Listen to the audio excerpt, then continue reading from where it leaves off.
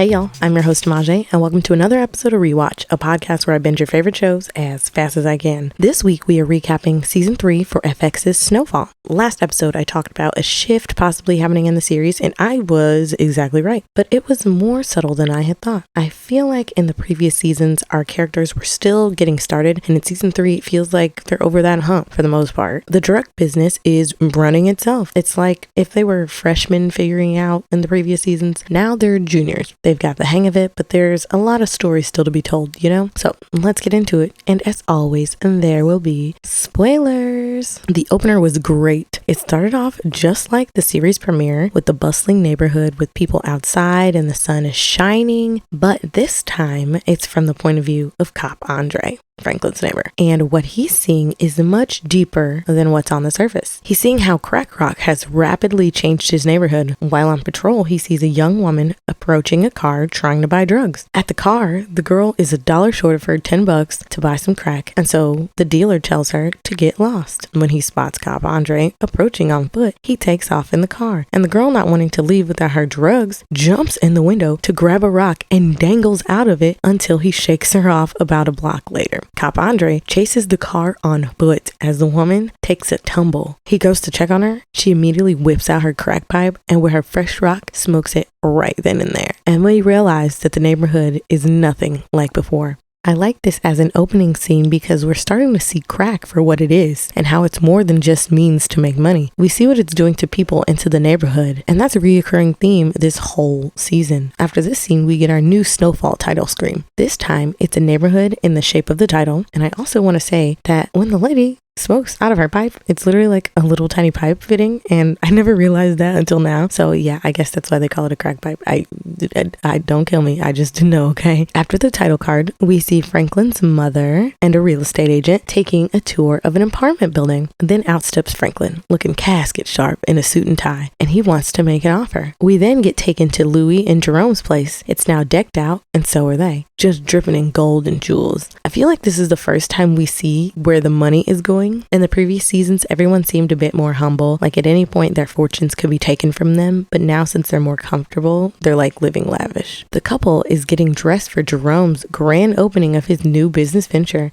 Jammin' Jerome's, his new speaker store. Now when I said things are stabling out for the characters, I didn't really mean the CIA guy Teddy. So Teddy and his brother Matt and DEA Lorena are in Mexico acquiring a shipment of cocaine from their new supplier, Rigo Vasco, a Colombian drug lord. Rigo talks about his bad experience at a club and tells Teddy he wants to start his own nightclub and suggests that Teddy be his partner.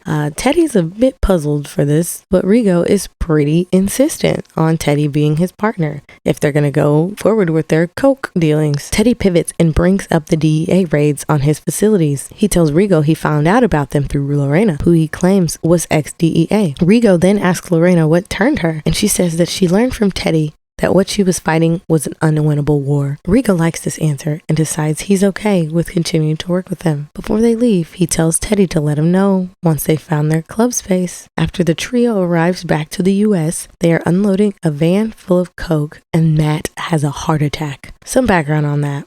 Last season, these other Colombian drug lords forced Matt to do coke for like 2 days straight, and obviously that's not good for you. So he's been having some side effects. So Teddy decides to send him back to live with their dad, leaving him without a pilot. And that'll take us to another random storyline about Teddy later that I might touch on. Later that night after the store opening, 3 guys are staking out the projects. As they're about to leave, they spot Franklin's ice cream trucks and decide to rob it. While 2 of the guys get ready to hit the truck, the other guy reminds them that their orders were to only watch. They ignore him and exit the car with guns drawn, and the 3rd guy, Terrell, hops in the driver's seat to be the getaway. Terrell watches as they approach the ice cream truck, then bam, one of them takes a bullet through the eyes. The other shoots back and attempts to run back to the car, only to be shot down by Leon and his muscle man, Fatback. Yes, that's his name, and that's what he goes by the whole time. Terrell then gets away with Leon and Fatback shooting at his car. Leon reports back to Franklin, and they find out that the guys belong to this other guy named Manboy, and yeah, that's his name too. Meanwhile, at Manboy's, he yelling at Tyrell for letting the other guys pull something so stupid like this. And in the same scene, we see Wanda. She's basically the whole reason this whole thing went down. Wanda taught them how to make crack, and so they want to go get in on the game. Back at Jerome's place, Franklin and his crew are figuring out how they're gonna get Man Boy and enact their revenge. And in steps Fatback, and he tells them that there's someone there to see him. It's Man Boy. He very politely enters and greets Franklin and Leon because he knows them from school. He then introduces himself to Jerome and Lou. Eventually, he cuts to the chase about wanting to be even now that 2 of his guys are dead,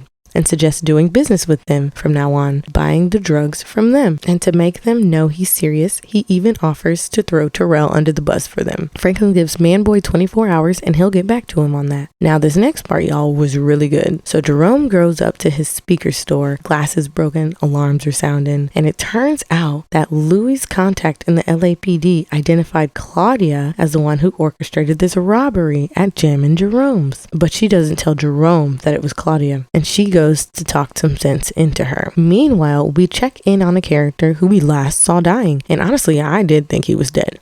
But Gustavo is now working as a bouncer in a bar when some patron starts being weird with the bartender, so he fights him, and then the guy's buddies beat on him until the bartender fires a warning shot and they get kicked out. A moment later, a man walks in, and it's Teddy, and he tells him that Matt's not an option anymore, so they have to find another way to smuggle in the coke to the US. This also sets up a recurring storyline for the season. Now, back to Louis and Claudia. Claudia is at home making a glass of wine and gets told that Louis is there to see her. She has Lou frisks and then lets her in.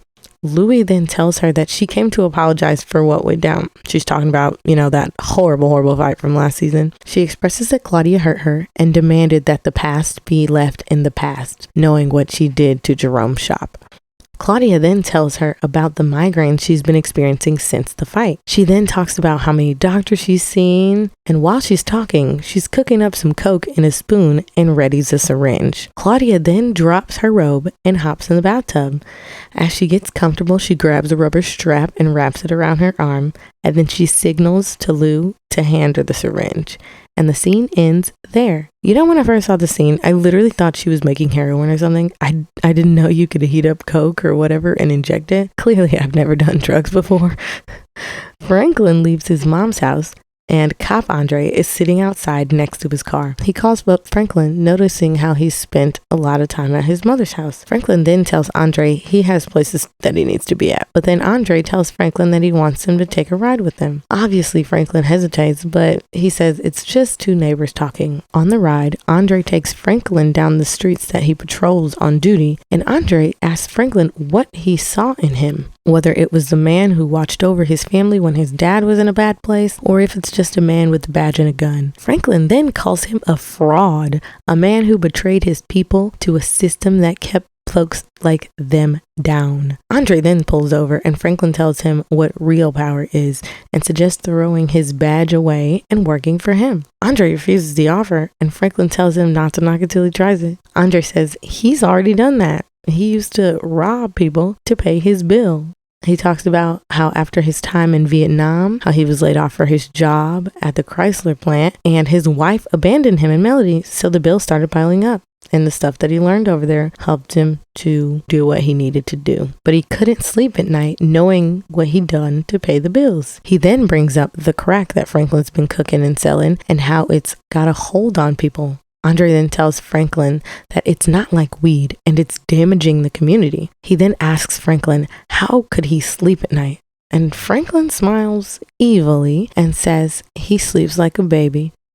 Andre then informs Franklin that they are now at war. He's seen his business get too big, and Franklin is out in the open, especially with his crew doing his dirty work. Andre reminds Franklin that once his crew starts slipping up, he'll start picking off every single one of them until Franklin is the last man standing, and then he's gonna get him. Franklin then gets out of the car to see a crack house in front of him as Andre drives off. He sees people getting high on his product and even a mother with her baby. He walks away from the scene and the episode ends.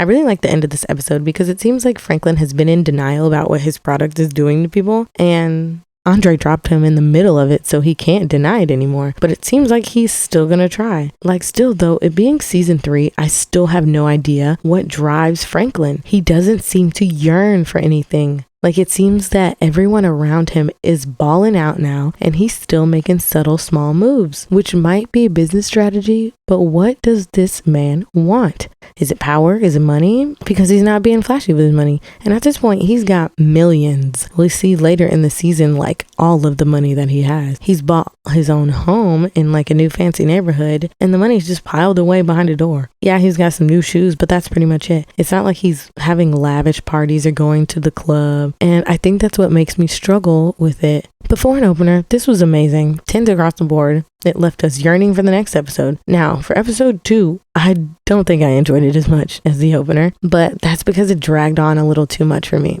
So here's my notes. Claudia overdosed and died. Like, the girl died. Found her in the bathtub and everything. And the cops hold Lou all day to the point where she has to pee in a trash can because they just locked her in a room without cause. Obviously, she didn't kill Claudia. Oso meets with Lucia's mom, who's going to help them smuggle the drugs in from Mexico. Franklin wants to get out of the nickel and dime game, and he wants to deal to the drug dealers, which probably is a really smart option. In my opinion, not a lot went down in that episode, except for Lou being held by the police. And honestly, same for episode 3. But we did get some honorable mentions. Avi takes Franklin to Panama with the intent of stealing a few $1,000,000 from him because he owes somebody money. Teddy, who is now working with his ex-wife, are now in the rainforest somewhere trying to be a part of a secret airstrip. The indigenous people there give them some of their weird tea, and then they do it in the waterfall because they're so high. Manboy nearly strangles Wanda. Oh, and also shoots Lorena, the DEA chick, and kills her. And then they dissolve her body in like acid or something. It was kind of crazy. I actually loved episode 4. It gave us one of those special moments that I love about the show. Every now and then it sprinkles in a whole lot of black joy. And this season, it's at the skating rink. Anytime I see black people being free and having fun, it just makes my heart so happy. But this show is about drugs, so that never really lasts long. So y'all know that I feel like none of these characters are good enough for me to root for, but that doesn't mean I root against them. But in episode 4, and in this season in general, they've brought a whole new character for me to hate, and it is the LAPD. Like, it's not even just Cop Andre anymore. It's the police in general. So while Franklin and Leon are just being regular 20-somethings, there's a raid on all of Franklin's spots. And the most shocking part of this episode happens with Jerome and Lou. While they're being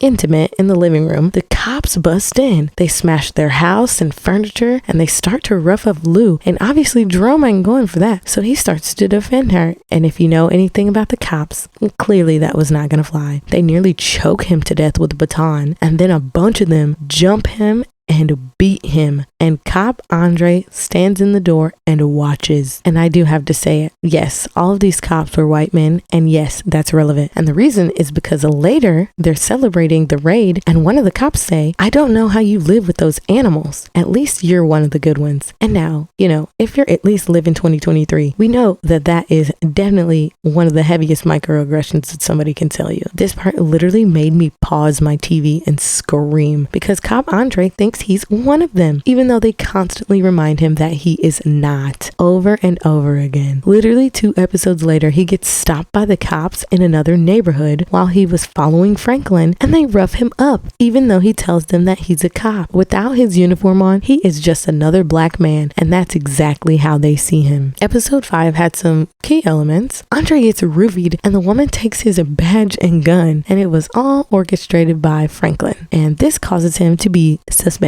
And his daughter Mel gets jumped in the project because a lot of the local girls' families were affected by the raid, and they blame her because they blame her daddy. Now, before I get into episode 6, I do have to mention the evolution of the title card. As the season progresses, the neighborhood outline gets more and more chaotic. At some point, it's smoking or in flames and surrounded by cops. It's a really good Easter egg if you haven't noticed them before. Like, it's pretty cool to think about. Anyways, episode 6, not a lot happened. Andre is mad about his gun and badge being taken and wants Melody to get out of town. So for her last night out, she goes to a party and ends up smoking crack. Like, girl, BFFR, you're literally going to Spellman tomorrow. And this is what you do. Literally all of the next episode is devoted to finding our newest crack fiend. And here's everything that happened to old girl. Mel steals her dad's car and it is found gutted. Franklin and Leon go on the hunt to find her. She's gotten with crackhead Wanda and is trying to get some more rock. They smoke on the side of the road after her dad's car gets stolen, and so they go to the skating rink to get high some more and eat the food that's there. After they run out of crack, Wanda kicks Mel in the face with her skates on and knocks her out and steals her gold necklace that her mother gave to her. And later on, Franklin finds Mel in a crack house, and I just gotta say, it's been less than a day and Mel is cracked out. I'm just like, how did they do that? It was like midnight at night, and then the next day he finds her probably at like 5 p.m. and she's just a full-on crackhead. Like,